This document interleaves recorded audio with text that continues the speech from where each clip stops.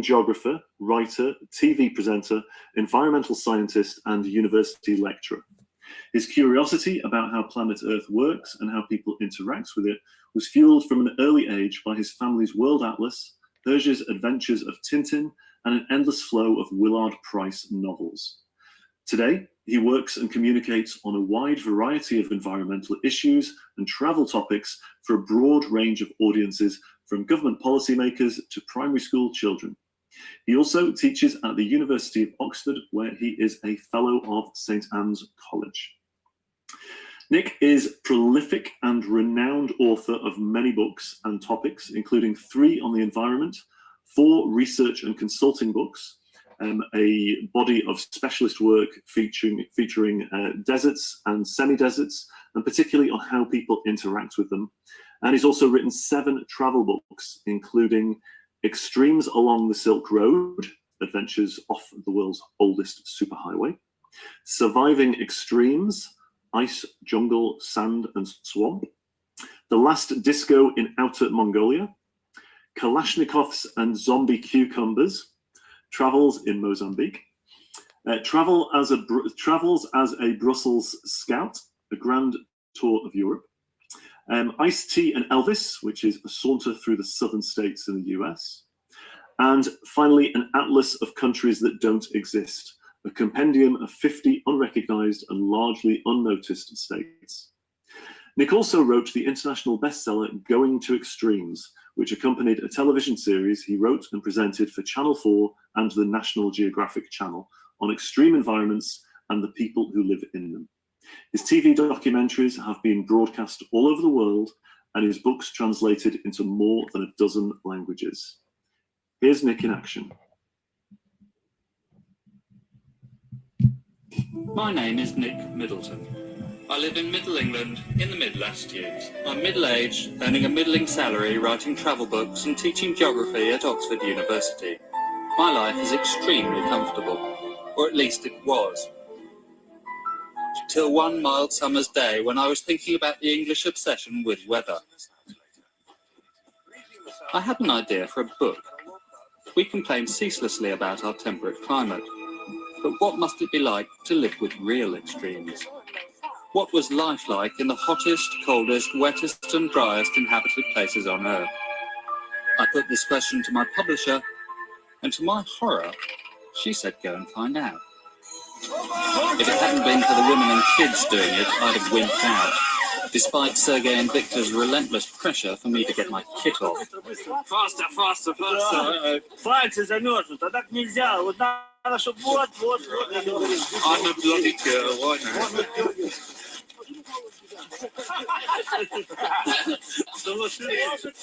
Все, давай, вперед.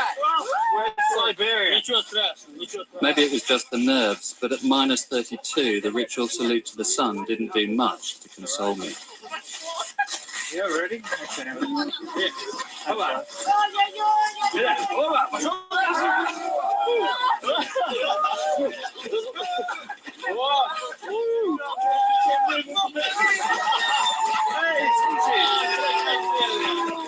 I'm a walrus. I'm a walrus. Thanks, guys. I'm a walrus.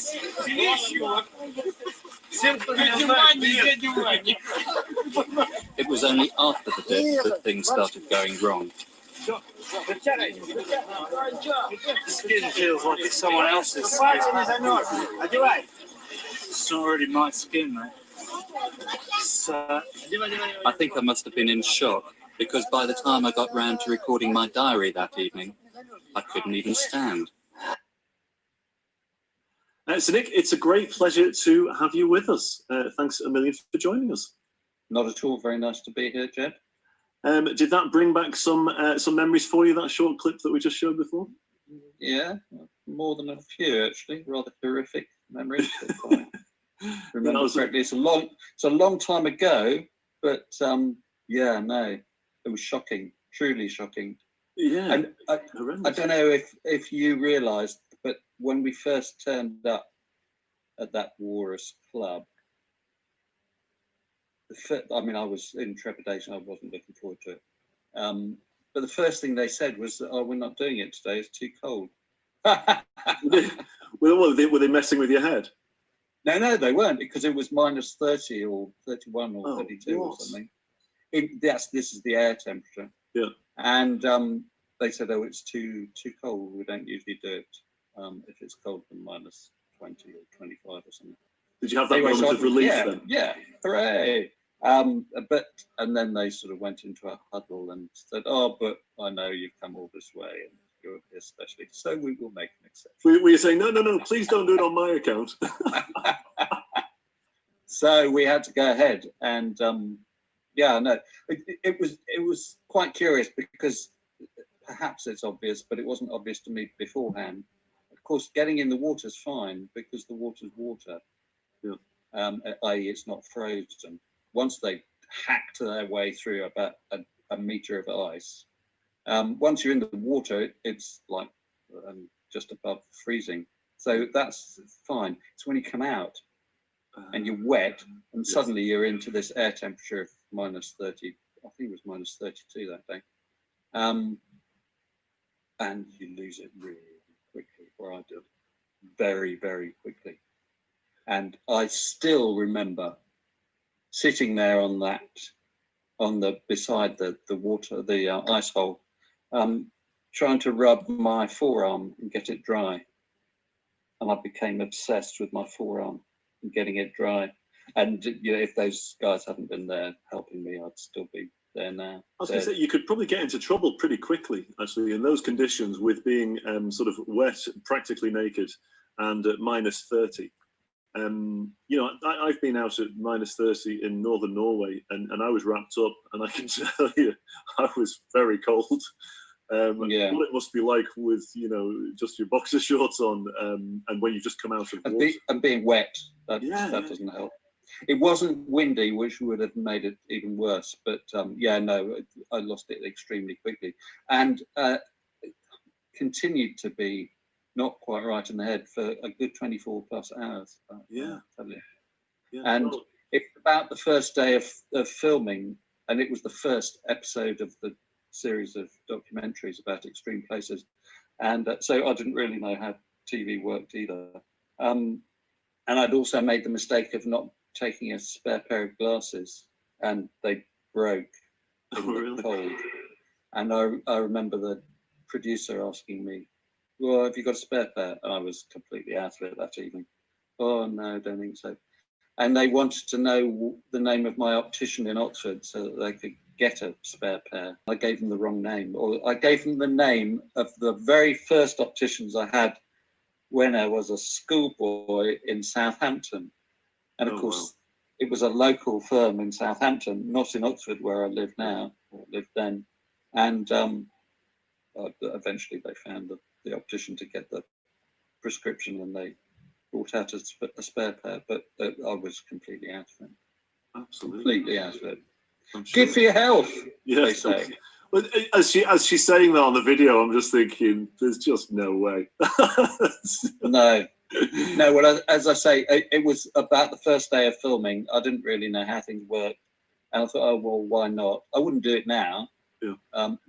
My father was a doctor, medical doctor, and when I came back and he heard, he said, "You stupid fool." But subsequently, actually, I've had heart checks, not because I've been worried, but also through doing another silly extreme thing. But and the doctor, they wired me up to a machine, and the doctor said, "Oh gosh, you've got an amazingly strong heart." So it's probably just as well. I was going to say, you don't put it down to the fact that you went in the ice water. No, I think you have to do it regularly. Okay. To make it good for you. They do say in these walrus pubs, and generally in Russia and Siberia in particular, that regular douses with cold water is good for your health. And as I said in that clip there, the guys who went on the Antarctic expeditions, some of them adhered to this idea and did pretty well at it. When you do experiences like that, and there was a number of experiences that you had throughout the series, which we'll come on to. Do you have any regrets over stuff that you've done like that, or do you feel quite proud that for example on the ice dip, do you feel quite proud that you did it, but you'd never do it again, or do you sort of think, do you know what, no, I probably shouldn't have done that? A bit of both. Part of me agrees I shouldn't have done it.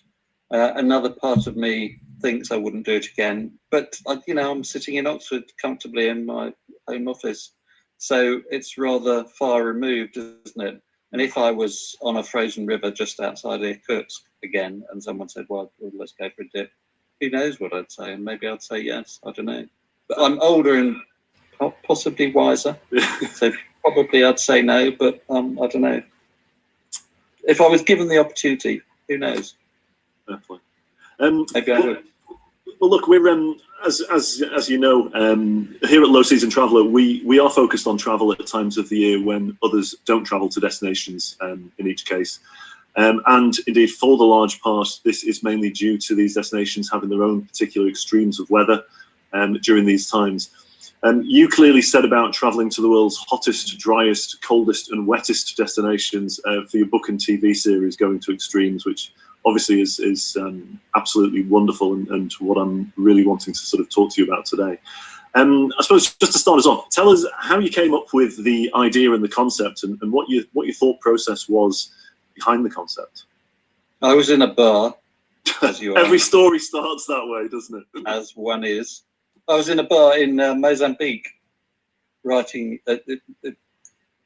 wrote a travelogue about Mozambique before beginning and end of the civil war there, and some guy just came up to me and said, "Could he join me and have a chat?" Sure. And he started talking to me. "Where are you from?" "England." I said, "Well, where's England?" "Oh, well, it's in Europe." "Ah, okay, it's near Portugal, isn't it?" Because Mozambique had been a Portuguese colony, so that was their sort of touchstone. I said, "Well, yeah, close enough. Is it cold in England?" He said. I said, "Yes." "Is there ice? Is there snow?" I said, "Yes. Many winters it gets icy and snowy." "Oh," he said, "oh, I couldn't go to England. I'd die there. I'd die there in one day." And I thought, well, possibly, but highly unlikely. But nonetheless, in his mind, it was an appalling, extreme place. And that's quite interesting, isn't it? Because most British people think they live in a very middle of the road, mid-latitude part of the planet where nothing's very particularly extreme. So it sowed the seed in my mind that extremes of weather, and lots of people all over the world are interested in weather, but particularly British people, but extremes of weather are only as extreme as your own norms, what you're used to. Yep. So I started looking into extremes of temperature and precipitation, which are the most obvious ones, and I came across these eye-opening records. The wettest places in northeastern India, where they get nearly 12 meters of rainfall on average every year. 12 meters. Here in Oxford, it's 650 odd millimeters. And we complain at that. Exactly. So, and then the driest desert in Chile, it's only about a millimeter of rainfall here. So real extremes, and then the hot and the cold. And I thought, well, what would it be like to live in these places? So let's go and find out. And eventually it became a TV series and a book as well. I mean, it took quite a lot of time to get it off the ground, like lots of big projects. But yeah, no, it was very eye-opening, because this relative business applied all the time. So that clip of the ice, the Walrus Club, okay, that was in Irkutsk, southern Siberia. And it was -30, and they were all complaining bitterly because it was cold for them, unusually cold for Irkutsk. Once I got further north to this record-holding village closer to the Arctic Circle than Irkutsk, and I said, "Oh, it's a hard winter, isn't it?" And he said, "No, not particularly." I said, yeah, but I've just been in Irkutsk. It's minus 30. Oh, they say, oh, this is in Oymyakon, the record. Right. Minus 30? Well, it's balmy. What are you talking about? It's very nice. It's very pleasant, minus 30. And in Oymyakon, where the record lowest temperature recorded was minus 71.2 Celsius. Minus 71.2. Now, minus 30 is nothing. So much of it is relative to what you're used to. And I distinctly remember coming back from Oymyakon. I spent 3+ weeks there. And between the beginning, when it was shockingly cold, and the end, I sort of got used to it. I mean, it was still horribly cold, don't get me wrong, but I was more accustomed to it. But I really remember coming back home, flying first to Moscow, and I had the inside of a day between flights. And in Moscow, it was minus 10 or something. And I thought it was hot. Really? Having been in Oymyakon, where it was routinely minus 40, it didn't get that close to the minus 70, but it was, you know, day in, day out, it was minus 40, minus 45, seriously cold. But in Moscow, minus 10, it's really hot. So you do get accustomed to these things. And I also remember talking to people in Oymyakon, and so this was the first of these 4 extreme places that I went to, asking them, you know, what's it like living here in such a cold place? And everyone I asked this question to was slightly baffled. What do you mean? Well, it's just what it's like here in Oymyakon. And it gets quite warm in the summer. I mean, it also has extreme seasonal variability. So minus 40, minus 50 is routine in the winter, but it gets up to plus 30 in the summer. And it's very hot and humid, and there are lots of mosquitoes. So, you know, climatically, it's a place of serious extremes. But the people who live there, you know, it's just what it's like. It's back to this guy in the bar in Mozambique who thought that Britain would be appallingly cold for him. But for me, it's just what Britain's like. It's interesting, isn't it? It depends on your point of reference, really, with all of these. You know, when you're talking about extremes, and I suppose when I'm talking about low season travel as well, it's all about your point of reference. You know, when someone says that such and such a place, well, you know, it's dreadfully wet. Well, you know, it depends on what your point of reference is. Absolutely, yeah. Like you're saying, you know, if it's minus 10 in Moscow, you know, for me right now, that would be, you know, bloody cold. But if you're coming from minus, you know, 30 or whatever, then yeah, it's going to feel mild, isn't it? And also there's that old saying that that perhaps can be attributed to Barbara Cartland of all people, that there's no such thing as bad weather, just inadequate clothing. Absolutely right. Yeah, I've used that one myself. So if you're well prepared, then that's right. I'm not entirely sure about that, because in minus 40, minus 50, where you're swathed in the best clothes are made of animal skins, and a serious hat and everything. But even so, you can get frostbite on your nose extremely quickly if that's the only thing that's available to the fresh air. So even clothing doesn't protect you totally, even like that. And of course, wearing glasses is a real pain. People who are wearing masks now because of coronavirus know that you wear a mask like this and your glasses steam up very quickly. Well, in a seriously cold place, that happens, and they often get completely frosty, and you have to scrape it rather than just so. You know.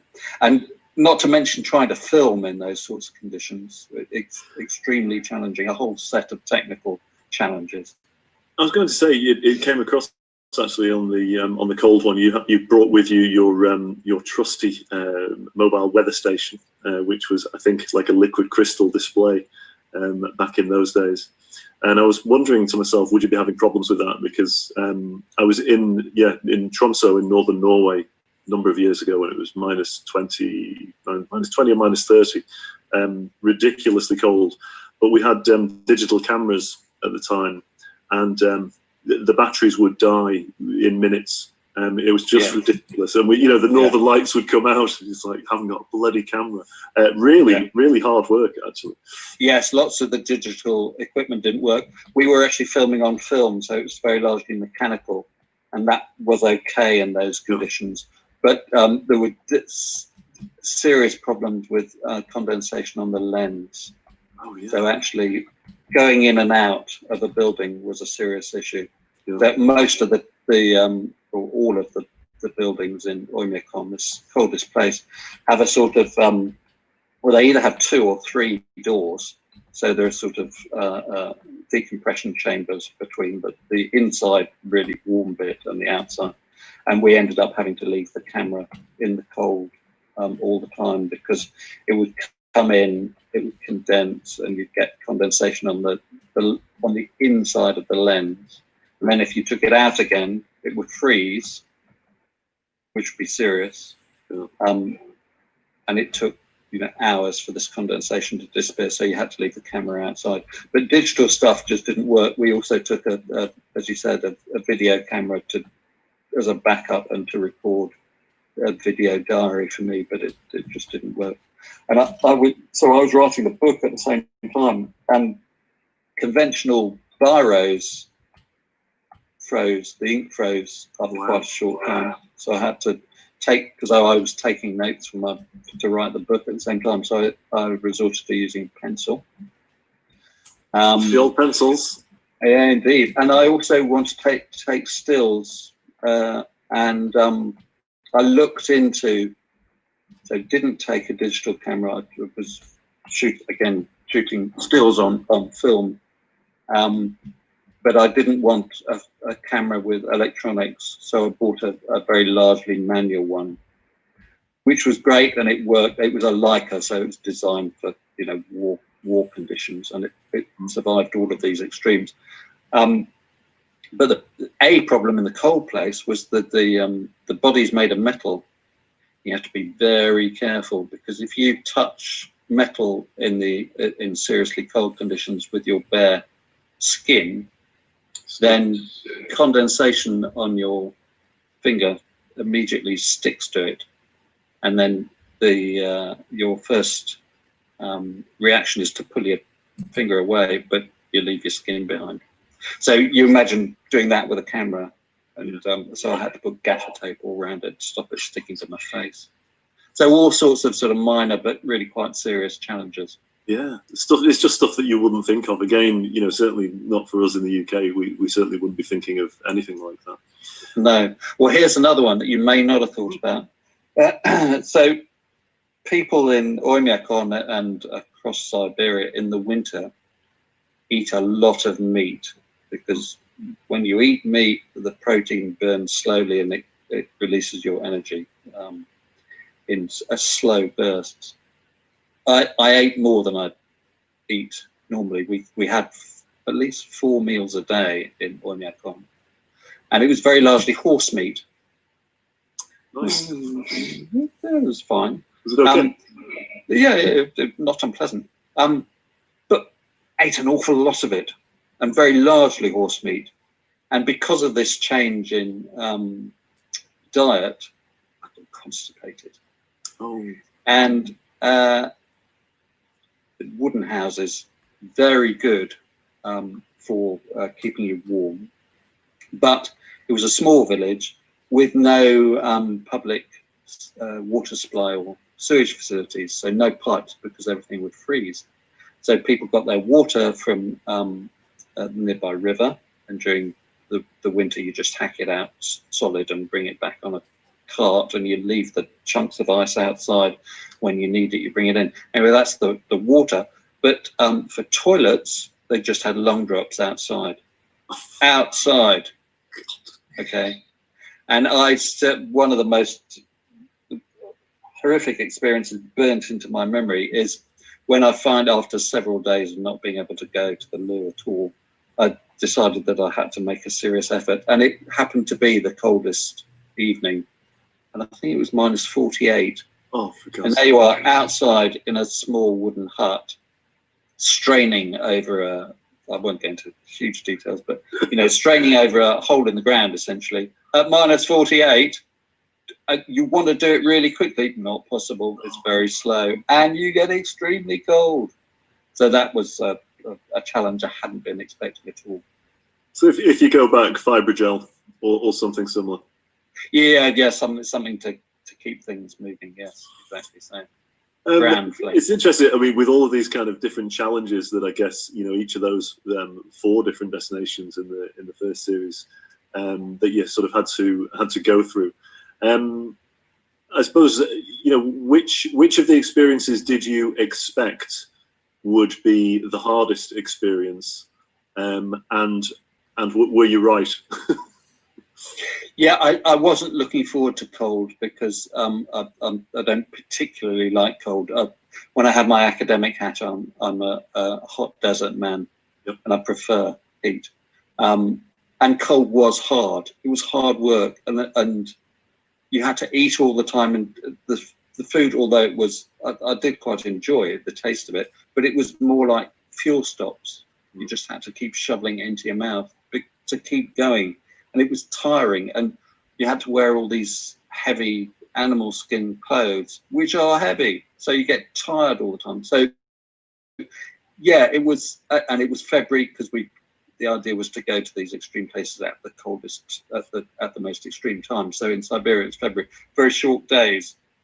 So you're working hard to get the filming done in the short window of light, and yeah, it was hard work. So that I was expecting it to be hard. It was hard. It was the hardest, in ways that weren't always obvious, but nonetheless. However, having said that, the hottest place had its challenges too, because although I prefer a hot desert, they can be quite dangerous because you're losing moisture very quickly, and because it's so hot and dry, you're not aware that you're sweating. So it can be quite dangerous. You can get dehydration very quickly.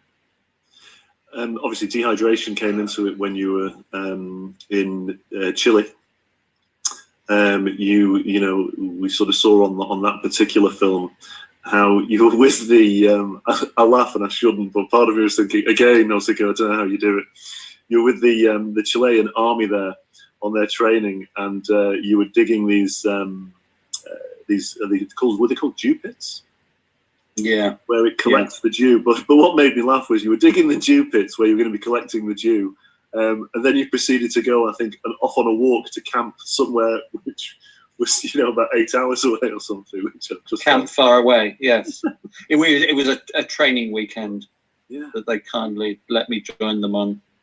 But that looked going actually. I mean, I think you'd sort of said in the program that you brought 2 liters of water with you, which you went through ridiculously quickly because there wasn't even much moisture in the air, and you were you seemed on that program that you were pretty much you were struggling with that. Yes, well, I mean, without enough water, you lose it and eventually die much more quickly than without enough food. So water is a critical input for the human body, and particularly so in a hot desert. Yeah, but the interesting aspect of that is the fact that there is some moisture in the atmosphere. I mean, it's very low relative humidity, but even in the hottest, driest desert, there is some moisture. And those dew pits were well designed to try and harness and condense and materialize what water is available. So there is some. And there are methods for harvesting it, and recycling your own urine.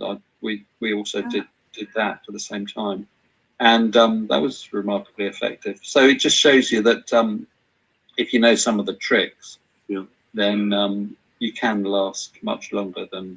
Some of them were ingenious, actually. The one where was it? I don't know if it's called cloud farming or whether I'm just inventing that. But where they harness the moisture from the clouds with these really large nets on the side of the mountains, and then in the evening, fog harvesting. Yeah, fog harvesting. I thought that was absolutely genius, and it seemed like you could get quite a lot of water from them as well. Yes, there was this village of Trungongo at the bottom of this cliff, where they built these nets at the top to harvest the fog, and the fog condenses on these very fine meshes of the net, and then it drips down into a like drain pipe affair, effectively, and then they channel the water down to Chungongo, the village. So yeah, remarkably effective. Again, so it an ingenious technique, which is the modern take on a modus operandi which dates back thousands of years, because that part of Chile, there are also archaeological finds of peoples dating back a good 9,000 years. Wow. And these, at which time it was still a very dry desert, the Atacama. And these people lived at the bases of bare cliff faces. And we think, we don't know, but we think that the reason for living at the bottom of a cliff face is because the cliff face does the same sort of thing. The fog water condenses on the cliff face and dribbles down, and you've got a source of fresh water. Because another interesting aspect of that coastal desert in Chile is hyper arid, with very little wildlife, either plants or animals, on land. Right next door is an extremely fertile patch of the Pacific Ocean. So it's very rich in nutrients because there's a lot of upwelling from depth, bringing nutrients to the surface. And in terms of fish, sea lions, marine life, it's extremely fertile. So you've got a very rich source of food in the water just offshore. As long as you can find shelter and fresh water to drink onshore, it's perfectly habitable. And people have been living there for, as I say, 9,000 odd years. Incredible. Moving on to one of the themes in the first 4 series as well, when we're talking about going to extremes and surviving the extremes, and I think, for any of us who have who've struggled when there's a slight heat wave in the UK, and I can't sleep in the heat. For me as a kid, I remember going to stay on my family's farm. My uncle and aunt had a farm in Ireland. And there used to be ice on the inside of the windows. It was freezing. You used to wear 4 quilts. Not ideal.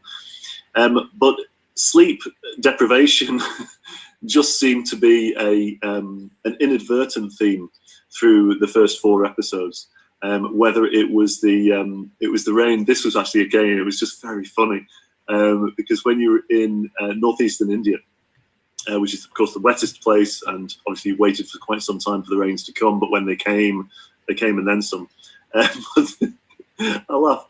The roofs had corrugated iron, which just is absolutely bonkers for so obvious reasons, really. Bonkers, it certainly was. But I was just going to say, what were the challenges in terms of sleeping on each of the 4, actually?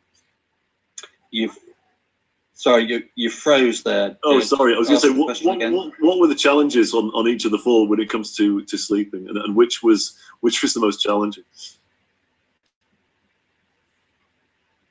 I think probably thinking about it on the whole now, problems with sleeping were a sort of manifestation of the challenges that I was encountering during the daytime, and mentally having to try and cope with extreme conditions, unusual food, not being able to have a crap, etc., etc. Sometimes I could just go to sleep because I was totally exhausted. Other times it was more challenging, and definitely the tin roofs in Morse and Ram were the most ridiculous. Yeah. I mean, they ironically, of course, again, that's an outsider's perspective. I'm not used to it. And it was appallingly loud, and I couldn't get sleep at all. And I eventually ended up staying with another family in Morton Ram, who had a traditional, like a thatched roof, and that, of course, was perfectly silent, so that was fine. But from the point of view of people living there, the tin roof had distinct advantages because it lasted so much longer. Yep. And I guess from their perspective, it was worth the few nights of disturbed sleep before you got used to it. I mean, that's fundamentally what it comes down to. In most cases, you get used to it. And probably I wasn't in these places long enough to get used to the conditions, or many of them. Although, as I said, in Siberia, I definitely became more accustomed and adapted to the extreme cold. So almost as soon as you turn up, you start fitting in to some extent.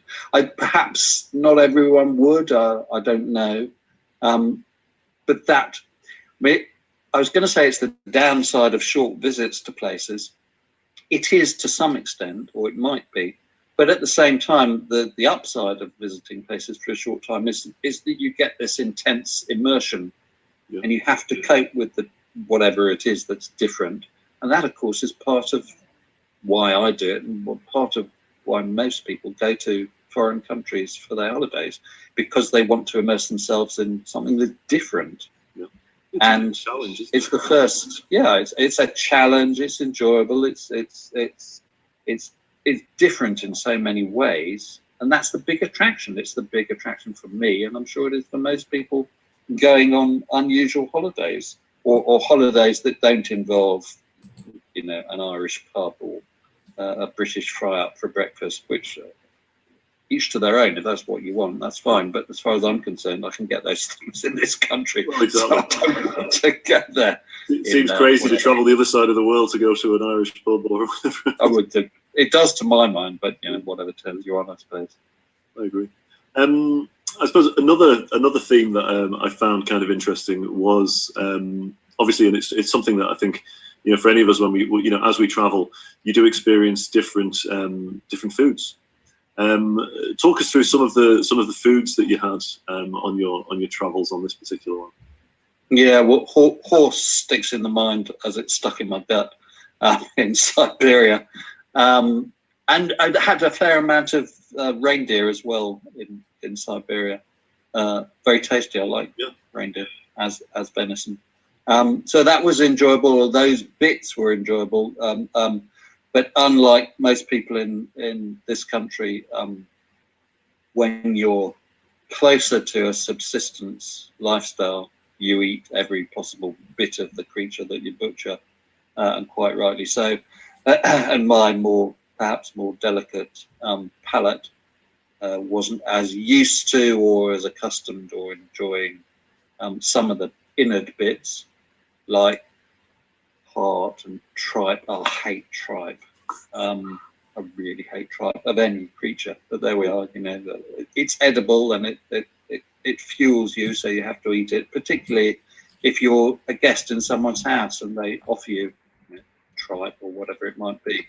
I think the worst dish I've ever had was in the next series after the hot, cold, wet, dry.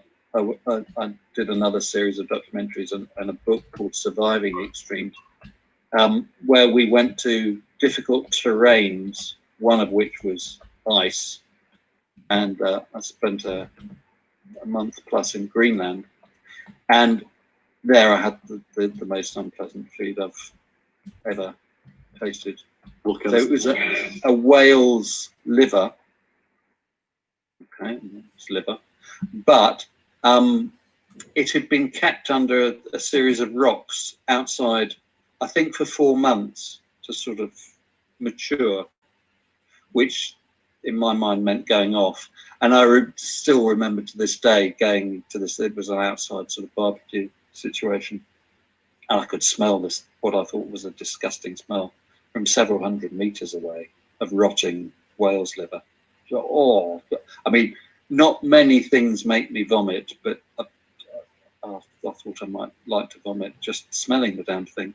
And I got to this table and they said, oh, well, we've got the special delicacy of partly decomposed whale liver, which we'd like you to try, and we saved you a bit.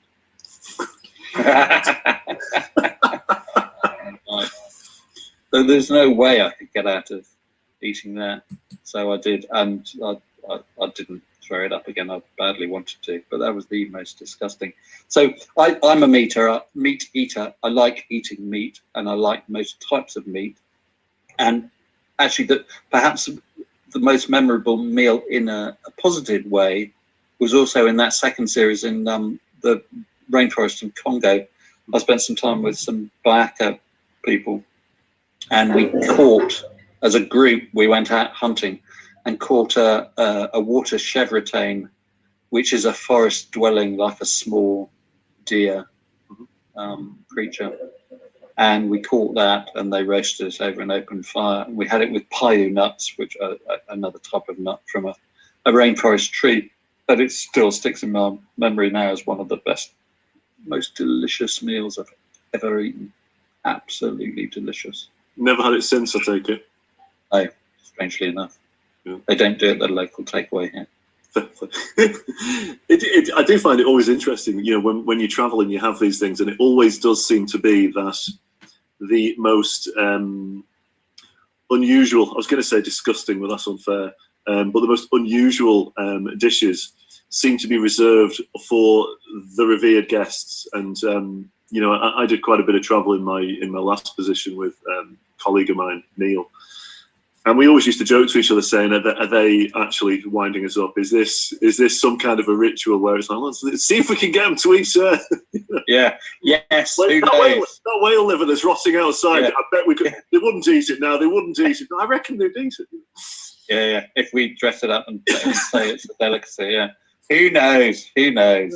It's funny though, but like you say, I think, you know, we spoke about this off air before about how the you know, it's hard enough sometimes to eat some of these dishes, but to eat them, you know, when you are there as a guest and, you know, to be receiving their hospitality, you know, you have to not only eat it, but eat it with a smile on your face and, you know, remark how good it is. Yeah.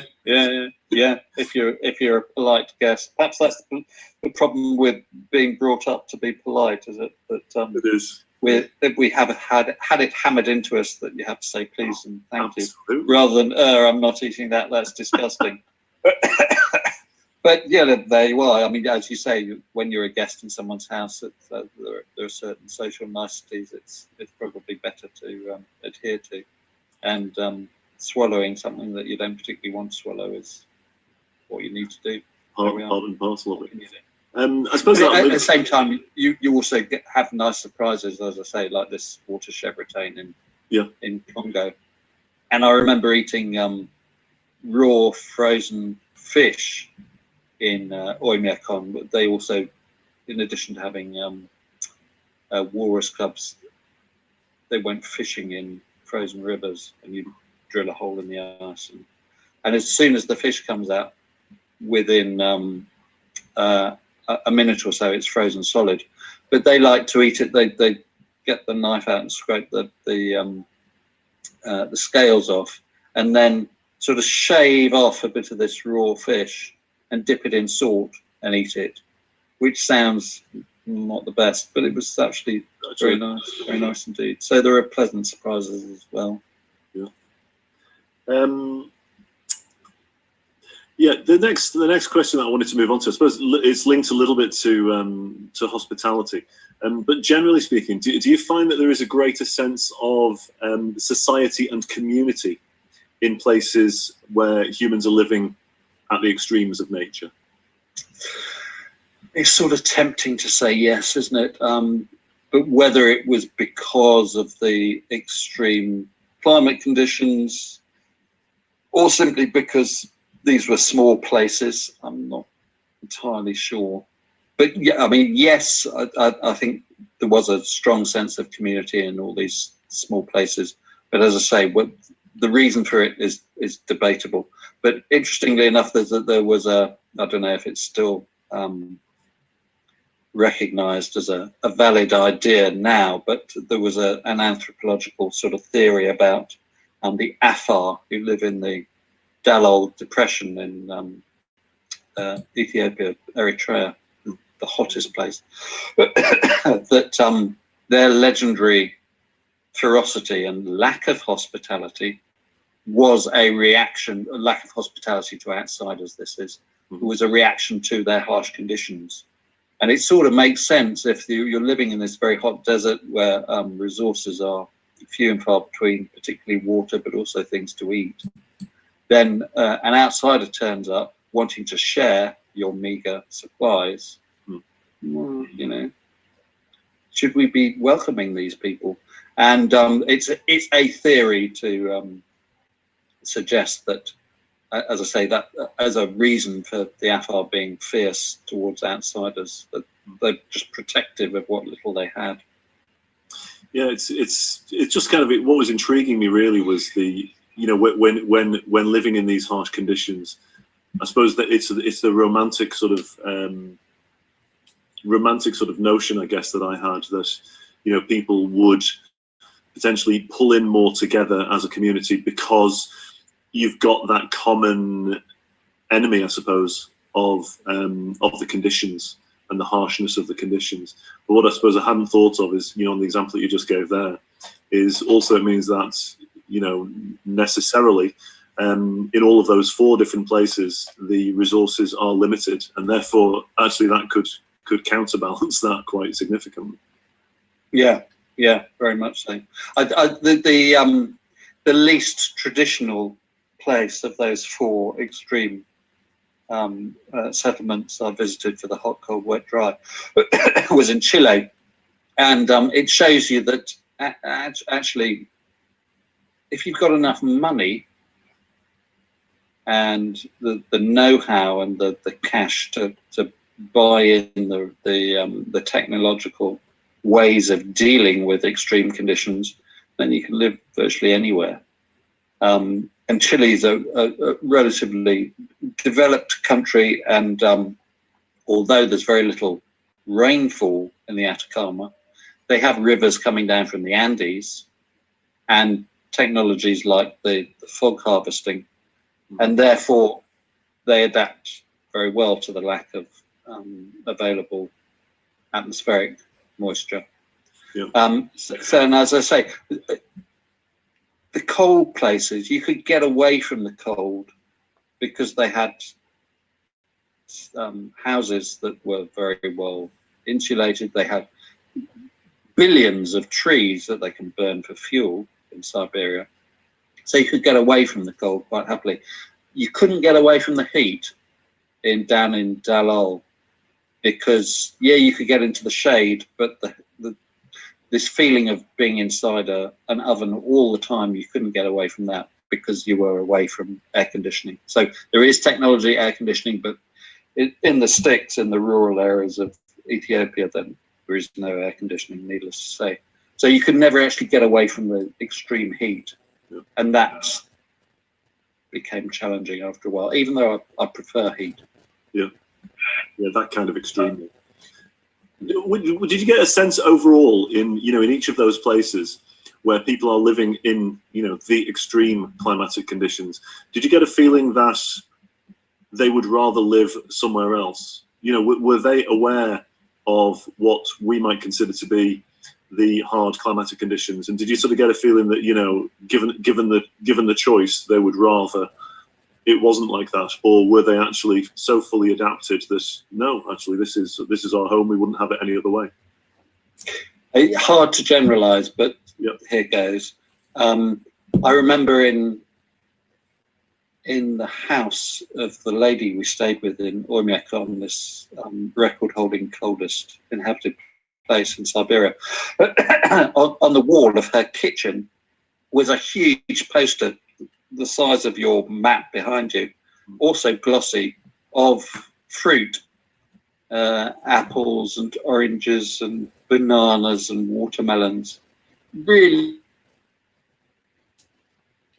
a fresh food. And when I first saw that, I thought, oh, this is a clear indication of them yearning for the availability of fresh produce, because fresh fruit and vegetables are just not available in Oymyakon in Siberia for many months during the winter. There was a short summertime when they could get hold of them, but things like apples and watermelons, exotic fruits from far, far away, which just not available most of the time. And I thought, oh, that's them yearning for better conditions. But I asked the lady of the house or suggested this theory to her, and she looked at me as if I was stupid and just said, "No, it's a nice picture of fruit." So, okay, fair enough. But I also asked people about this perennial question of what's it like living in these extreme climatic conditions, and with few exceptions, there were a few, but in most cases, people didn't think of these conditions as being anything other than their normal. And in most cases, east, west, home's best. This is where we live, and it's a nice place. Thank you very much. Of course, you might, talking to me, you might think it's extreme, but to us, this is just what it's like. Having said all that, yes, there were on occasion situations where people yearn to get out and leave and go to a big city in some cases. But they were few and far between, I have to say. And I also, just another thought that's come to mind of from the second series. So it was from harsh climates in the first series to harsh physical terrains. So it was ice, sand, forest, swamp. We spent a long time in New Guinea, the Indonesian side of the island of New Guinea, and spent some time with a tribe called the Kombai, who are renowned for living in tree houses. And I remember spending some time with a headman in a village in a tree house, which must have been 15, 20 meters off the ground. And all the anthropologists say rightly that these guys live in tree houses for defense purposes, because they're continually off and on at loggerheads with nearby tribes. So I made a point of asking this headman in this tree house, why do you live in tree houses? Because I've read what the conventional wisdom was, so I wanted to hear what this guy said. And his first point was, yes, it's for defense reasons, because you can go up into your tree house, you pull up the ladder, and you're relatively safe. You are safe. So tick. But then he went on. He said it's also better for mosquitoes up here, because this was a swampy terrain, 30 meters above the ground, bit of a breeze, not nearly as many mosquitoes. So much better from that point of view, which I hadn't read before. But the best one he saved to last. He said the other reason we like living in tree houses is because of the views. Oh, nice. Yeah, fantastic views you have from up here. He was absolutely right. Of course it was. Fantastic views over the forest. So while some of the conventional wisdom was spot on, there were also these other aspects which are actually universal. These people in New Guinea wore no Western clothing whatever. They wore loincloths and gourds over their private parts, and the women wore skirts made of sago palm.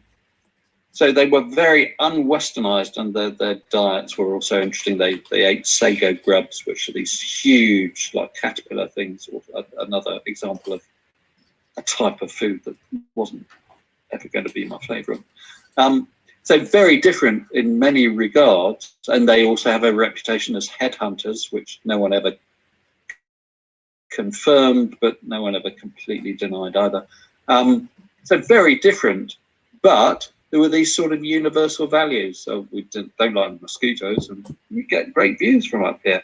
So in some sense, they were not that different from me and you at all, because some of their values and their dreams and aspirations were the same the world over. I find that's something that we do maybe sometimes when we travel. We judge people or judge people's quality of living by our own standards.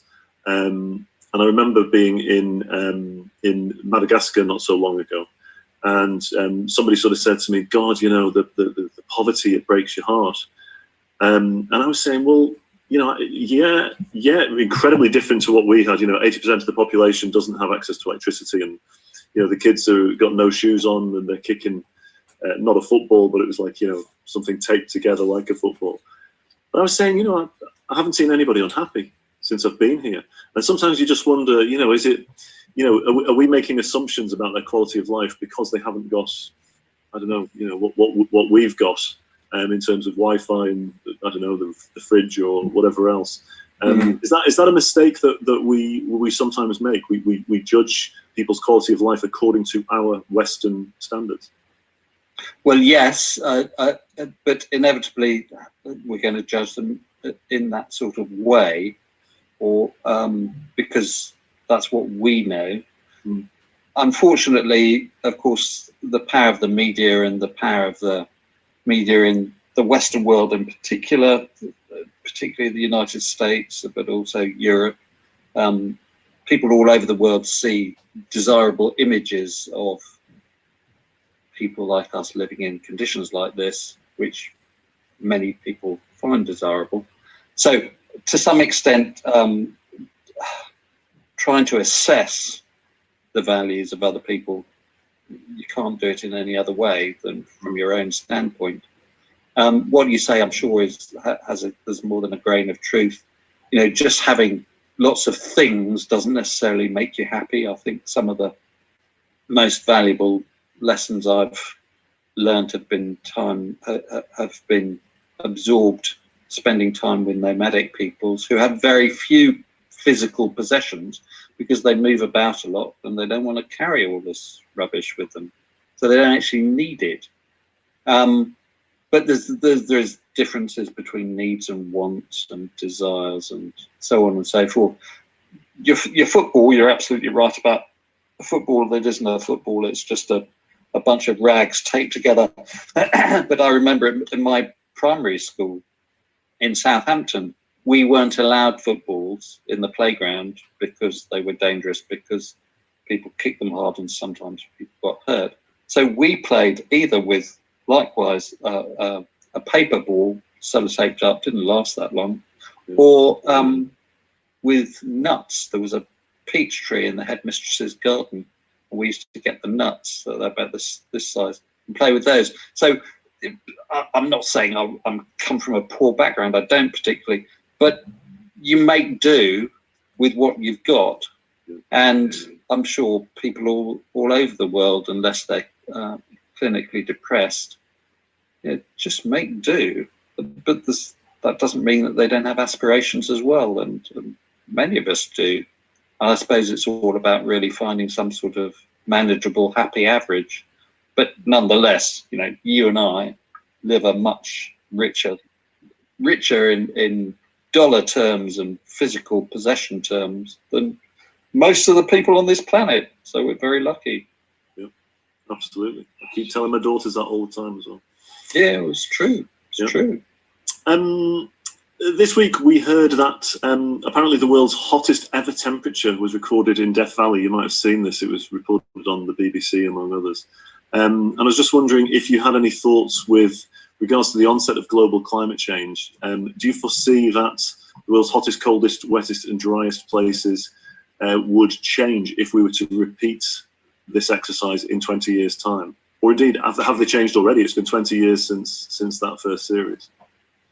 Yes, well, I don't know about that. I did see mention of the Death Valley temperature. I can't remember what it was. I didn't actually see the number. Say again? 152 degrees Fahrenheit. I don't know what it is in Celsius. Fahrenheit. Yeah. It's the only country on the planet who still talks about Fahrenheit. It doesn't mean anything to me. Anyway, it was reported that way in the BBC as well, which was frustrating as well. Yeah, there you are. I don't know. I mean, Death Valley has claimed highest recorded temperature several times. There is a higher one that's been recorded in Libya, but I don't know the exact details. But some people look askance at the Libyan one because it wasn't recorded properly. I don't know. Who knows? But to go to your question about global warming, yeah, I mean, all of the climate model, the computer climate models that are used to project future climate conditions for the planet, they all agree on extremes. That while on average you get warmer, and that's been documented to be the case. If you get warmer on average, you're also likely to get higher extreme values. So highest temperature, yes, likely to be broken. Rainfall is a bit trickier, and low temperature, the whole distribution of temperatures tends to shift towards a warmer condition. So you're more likely to get higher spot temperatures, but less likely to get lower spot temperatures. So yes, the extremes of heat are likely to be broken. Rainfall is rather trickier. But as with all of these records, once you start looking into things, it's by no means straightforward. First off, there's the did you use the right kit to measure your temperatures? And then there's when you say it's the rainiest place, what are you actually saying? So I went for annual average, but the interesting aspect about northeastern India is this continual rivalry between two nearby villages. There's Cherrapunji had the record when I was at school doing geography, and I remember drawing a bar chart of average annual rainfall for several different stations and having to deal with Cherrapunji because several of the stations were like this, and then Cherrapunji was up here somewhere and trying to get the scale right. So Cherrapunji had the record. When I went, it was Mawsonram, which is a village just up the road, and they do have this rivalry. But so Cherrapunji would say, oh, well, we used to have the annual average record, but we don't anymore. That's Mawsonram. However, we have the record for the greatest amount of precipitation in one day and one rainfall event and 1 month. So, all of these things you can chop and change in multiple different ways. But in short, in answer to your question about global warming and heat records, yes, they are likely to continue to be broken. Interesting. We're getting towards the end of our time, Nick. So just a final few quick-fire questions for you, if you wouldn't mind, and then we'll open it up to the audience. Most incredible travel experience that you've had. I mean, you've had so many. Must be tough. I think probably I'd go back to 1987, the first time I went to Mongolia, and it was a hard-nosed communist country. It took me 5 years to get an entry visa. And when I did eventually get there, this is before internet, before lots of things, just finding any details about Mongolia in the 1980s was extremely difficult. And suddenly I was there, and it felt like being a man from outer space. Yeah. People would come up to me in the street and just... Really? One guy even opened my mouth and checked my teeth. Hair, I haven't got much now, but they check out my hair. Because I was obviously something seriously weird and different. A novelty. A real novelty. So that, for all sorts of reasons, Mongolia was the most out there experience. Most afraid you've Mongolia ever in the been? 80s. Afraid.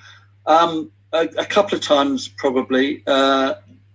There was a time in Mongolia, there were Russians in Mongolia, and they hated them. The Mongolians hated them. There were one time when I thought I was going to get seriously beaten up. Fortunately, I run fast, so I wasn't. But there was also another time going back to Mozambique during the end of the Civil War, a couple of times when I was confronted by people with Kalashnikovs, and I wasn't quite sure whether I'd come away in one piece. Yeah, that sounds pretty frightening, all right. But another sort of weird, frightening one. Sorry to interrupt. Yeah. Was in Moscow in an underpass. I was mugged by a gang of children. And you're admitting to this? Yeah, 6 of them. But because it was just seriously weird. Like, none of them can have been more than 8.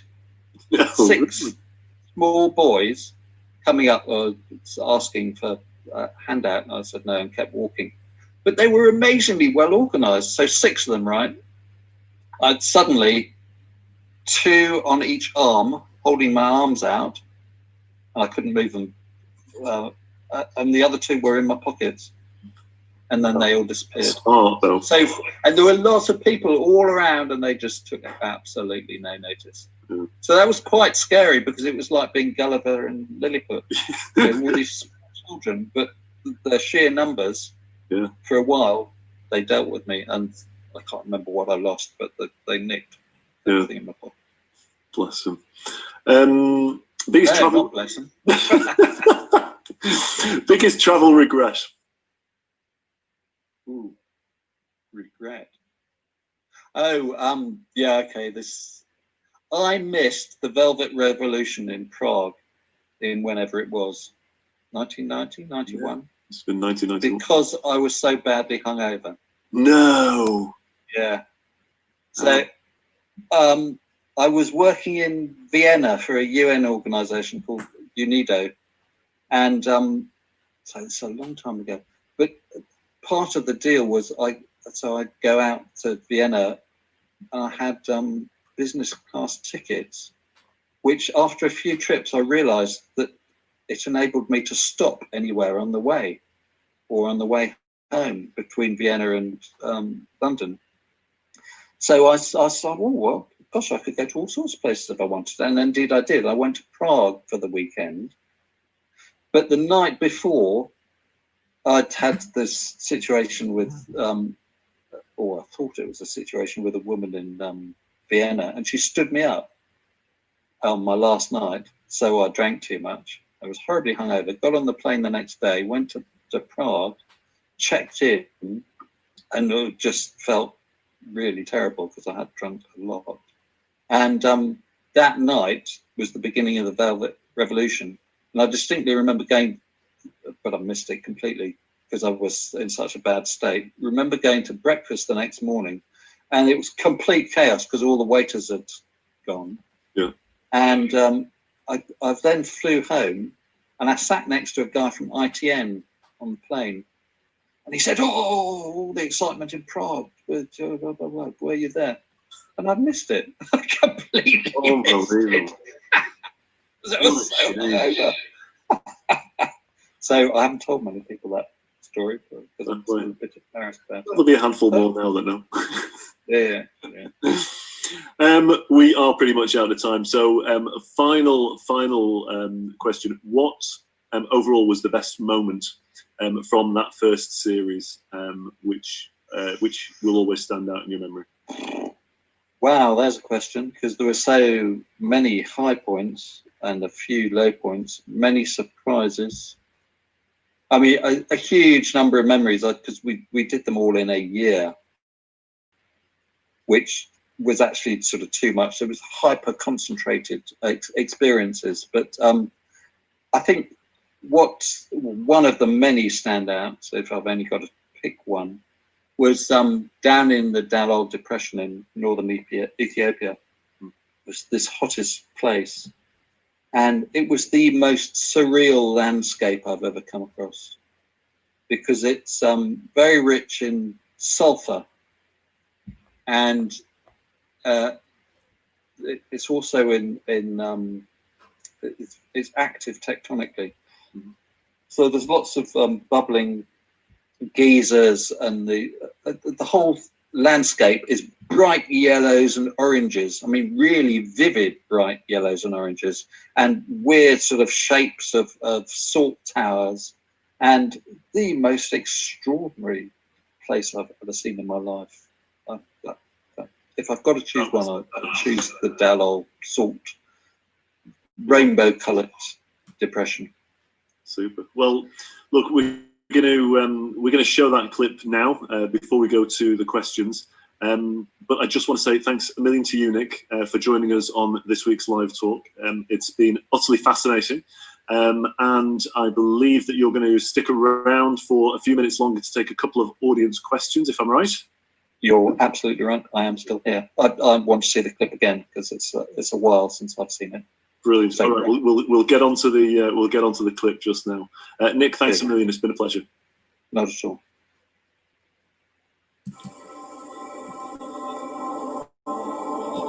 In reality, it was 5 days before I reached Dalol. From Hamadella, it was too far for the camels, and we couldn't carry enough water to survive. The only way we could get there was to be dropped in by air.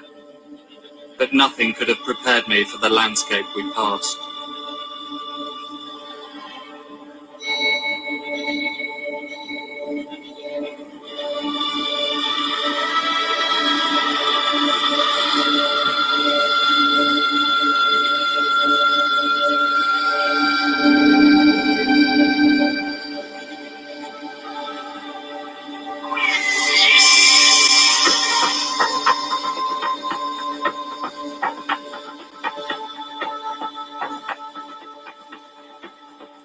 An American mining company came to this alien place to mine phosphate.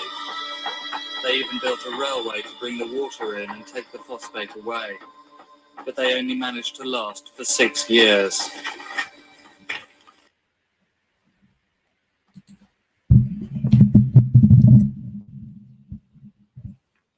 Oh, are you there? Let's get Nick back now and let's get some questions answered. Nick, are you there? Can you hear us, Nick?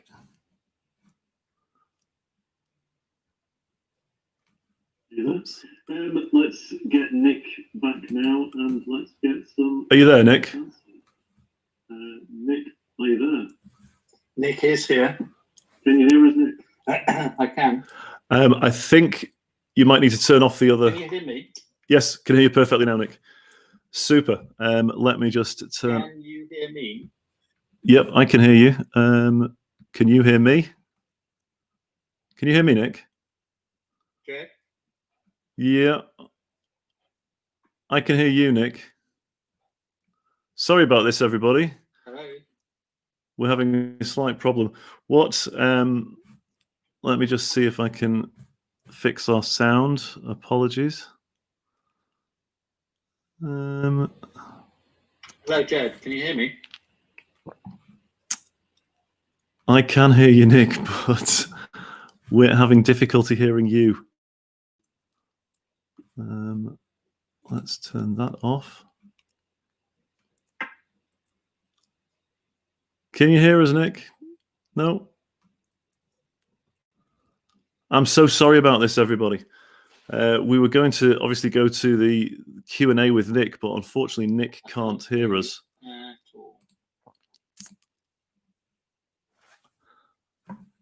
Let me see if we can get Nick on the phone instead. I can hear you, but you're... I'm so sorry about this, everybody. Let's... we were going to obviously go to the... There's always some kind of problems with these things. Let me give Nick a call on the mobile, and then if you turn us off on that other screen, Nick.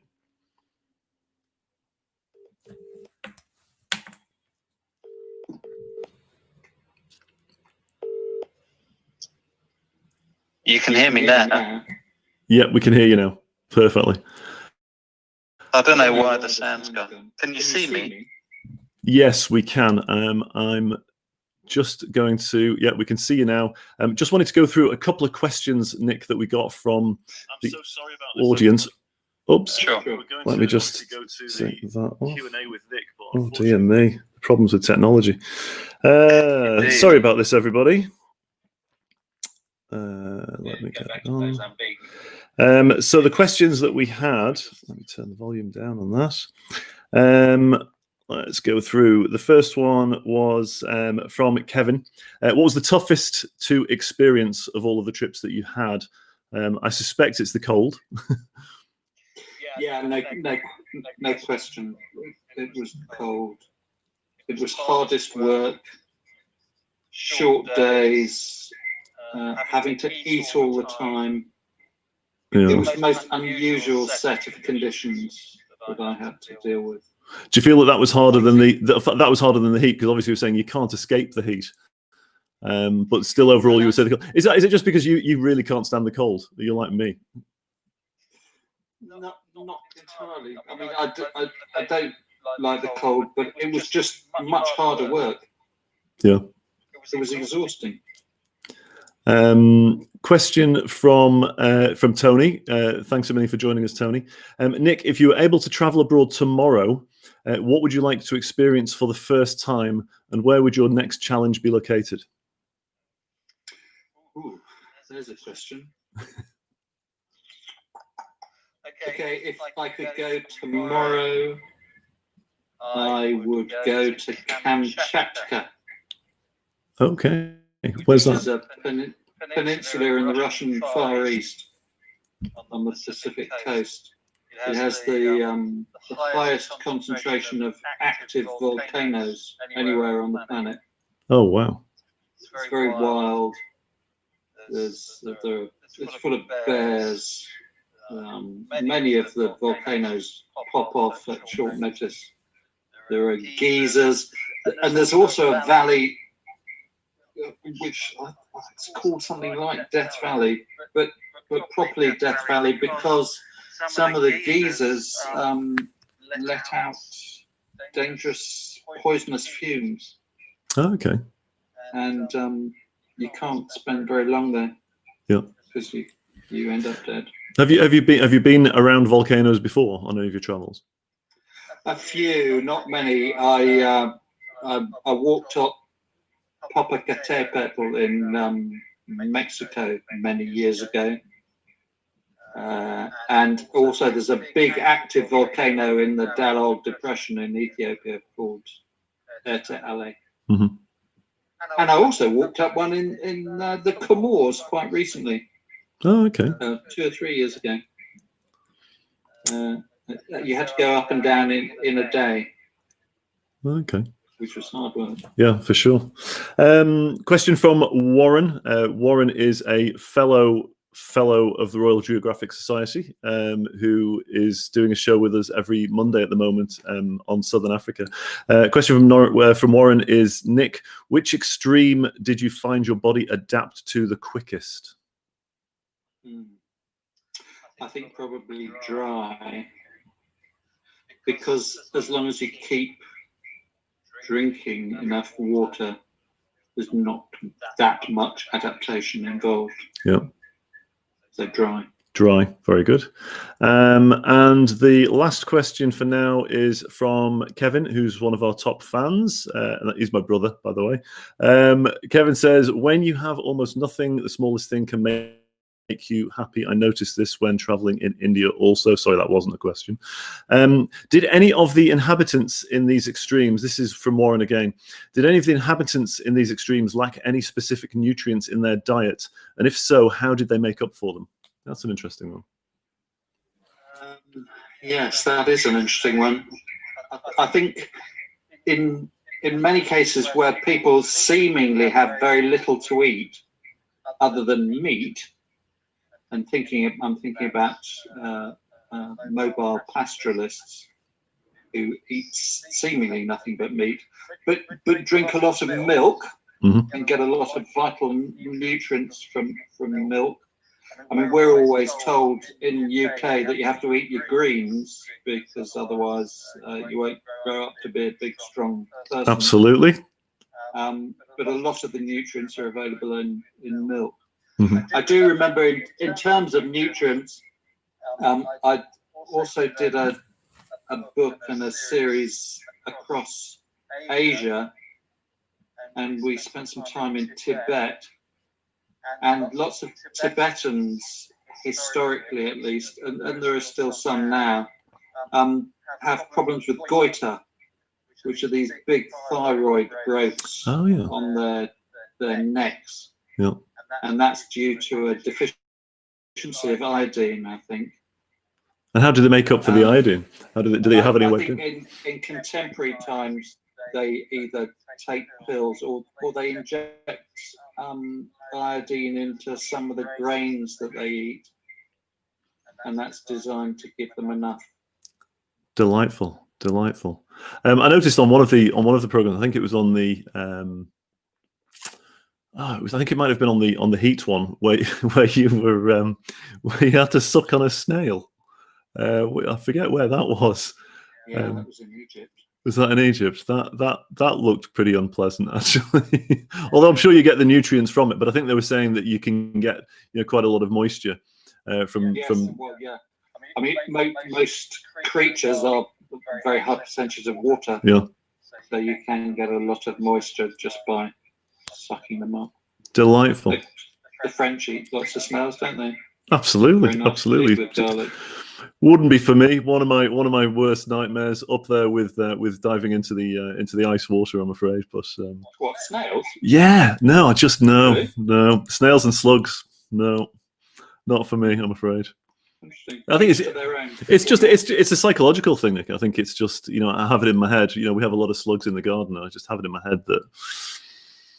Yeah, don't know, but that for me is one of those things. And I've eaten a lot of wacky stuff like you have as well. But snails is one that I'd have to turn down, I'm afraid. We all have our limits. Absolutely, and that's where my limits are. Certainly not at the extreme. Nick, that's all we've got time for. We've taken more than enough of your time. Really appreciate you joining us for this live talk and giving us your time. You have very kindly as well agreed to sign a couple of books for us, which we're going to give away in a competition. What we're going to do is ask everybody to listen out for the podcast. So we're going to release an edited version of this as a podcast, which will be a week on Friday. And we'll have the details of the competition then, and you'll be able to get a personally signed book by Nick, which is great. And all of the books which we went through at the very beginning of the show, they're all equally wonderful. And I'm sure you'll enjoy them. So thank you very much for that, Nick, as well. Very much appreciated. Not at all. That's us. That's our show for this week. Again, thanks to Nick for joining us. If you have enjoyed the show, please do join us again on Monday at 2:00 at the usual time, where we'll be joined by Warren Pearson as we take a low season trip through Rwanda, Uganda, and the Democratic Republic of Congo. Should be a great session as well. That's our show for this week. Thank you very much again, Nick, and thank you again to our audience for joining us. We really